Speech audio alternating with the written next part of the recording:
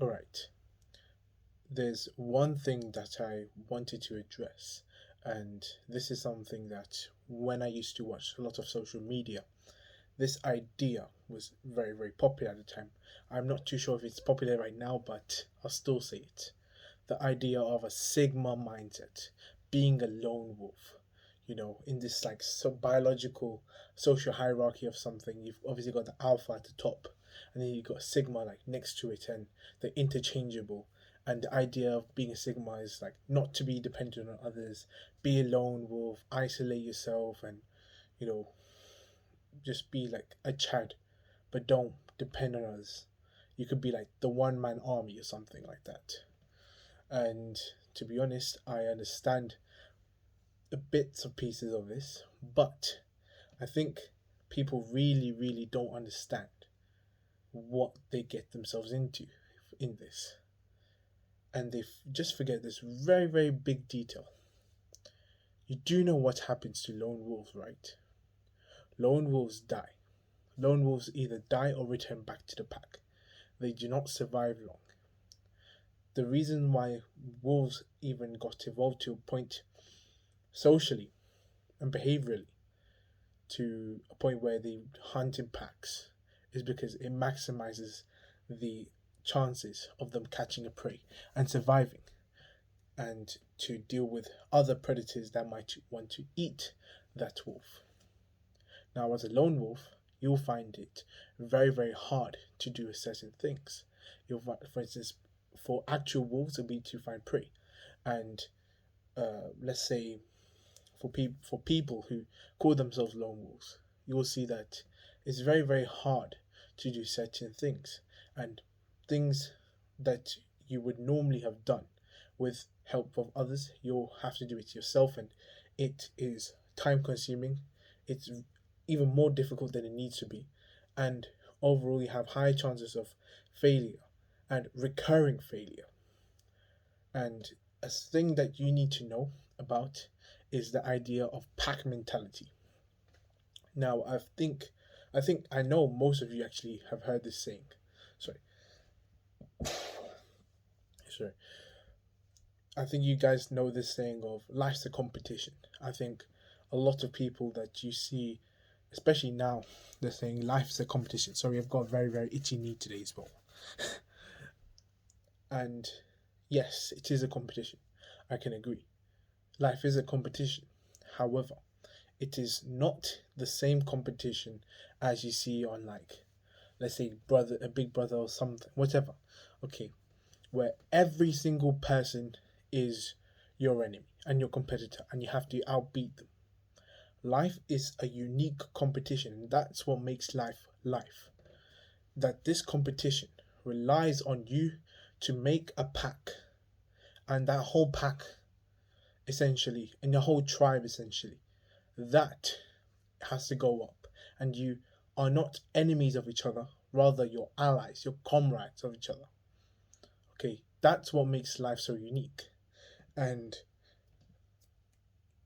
I would say it's contradictory to say, well, if you assume that just life's a competition and hence I will verse everyone I know, that's not a good thing. That literally leads to higher stress levels, higher dissatisfaction levels, especially because, let's be honest, a lot of the times you will, in this journey, you will see a lot of your peers, a lot of people around you get to levels of high success. And in my opinion, this is actually where I think I shot myself in the foot with a bazooka, especially on this idea of, looking at others and say, man, like, why did they get it and I didn't? And, this was a very, very bad thing that happened with me. And I'm now grateful to the fact where I can make peace with it. And I've been in other situations of that same caliber, and now I'm able to behave in the best way. That's not to be jealous, not to be envious of anyone. And the simple reason is because when you say life's a competition, the competition is not the same as we would otherwise think. As I said, it's not about everyone is your enemy, rather, everyone's your ally and your comrades. And you need to form the comrades together. And when you form that colony of comrades, you can really go lift off.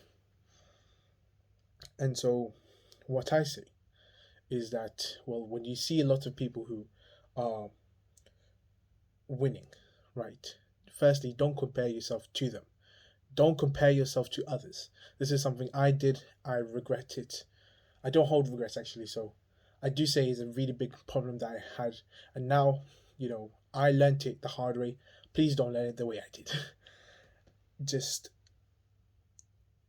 don't worry and compare yourself with others. Rather, you should compare yourself to yourself, right? That's why self-improvement is called self-improvement. It's not called improvement compared to others, right? By focusing on yourself and improving yourself and always trying to be better than the current self, what happens is that you begin to focus on yourself and you begin to level up.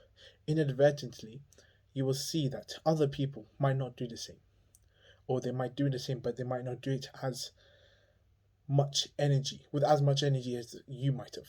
And as a result, you will go up. This is not your aim of trying to outbe that person. Rather, it's you being better than your current self, which will drive that and will achieve higher altitudes than the other one. And do you know what? I've got like a tiny bits of pieces that I was writing over the days. So I'm also going to look at that. Oh, yeah, right. So the world we live in, right, is not necessarily a win-lose world. And that's something that's contradicting to most competitions. The fact that you have winners and you have losers. The world that we live in, which is an ever-changing world, it's essentially going to be a win-win situation a lot of the times that are disguised as win-lose situations. And so you have to bear in mind that other people have different circumstances to us. So taking those two situations, those two pieces of knowledge and information about how the world works and people work, right, and saying, well, focus on yourself. Focusing on yourself makes sense now because you have an ever-changing world where it's not necessarily a win-lose situation most of the time. You can have win-win situations a lot of the time that are disguised as win-lose situations. That's not the case. Most of them, in fact, like a very high majority, are actually win-win situations. Next thing, a lot of different people will have different circumstances, and as a result, will have successes quicker or later than others. That doesn't mean that you will not succeed. If someone else succeeds, it does not mean that you will not succeed. Hence, now whenever I look at someone else succeeding, I don't look at them with jealousy. I celebrate with them. I'm like, bro, great job, mashallah, I'm proud of you. Other me would, say, oh, is it, and then slowly build great jealousy of them. And now I realize that I was a bit of a dickhead at the time. So don't be a dickhead. I will actually upload another video for a book, which is why, I got this. Wait a second. Yeah. I forgot what I was saying. Oh, yeah, the reason why I made this video actually is because I was reading a book that a good friend of mine actually talked about, and it's The Courage to Be Disliked. And that book is what I'm going to be talking about next in the next video that I upload. It will be just like a summary of it. And again, like the first style. But this one I tried it reading on my iPad. So you won't see, like an actual hard book. Well, it's nighttime, so I will go to sleep, but yeah, I think it's really good for me to, tell people how it is. Be pack mentality. Oh, one last thing I forgot. Thank you for reminding me myself. That being said, whilst you have to value the importance of other people in the pack mentality and contradicting to the Sigma mindset. You have to care about other people and the tribe around you, right? Bear this in mind as well. Don't put other people on an emotional pedestal. Don't put so much emotions on them. Don't have this idea that without them, my whole life's ruined. That's not true. A lot of the times, this is not true. In fact, we've seen many people who, they say, "Oh, my parents. Without my parents, I'm not going to be great." Or like with this person, without this person, my whole life's ruined. And then, like, unfortunately, the guy dies. And you know what? It doesn't happen. That's obviously not the best example, but you understand the fact that whilst you should have everyone in you should respect and have got importance for all the tribesmen and tribeswomen around you. Don't put anyone on an emotional pedestal. Don't put someone above yourself. Put yourself first, then your family, and then your friends and other people of your tribe. In fact, I would say your family and those would probably be synonymous with each other because it's the same tribe. And then obviously whatever. But just because you have like this hierarchy doesn't mean that you view those people lower with absolute disrespect or something. Everyone with respect, however, you should always treat yourself with the greatest respect. I don't understand how. I think it's also something that Marcus Aurelius said.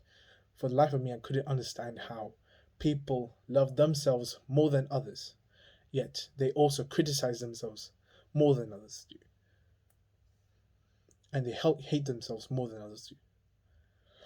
With that being said, I will, peace out. Bye.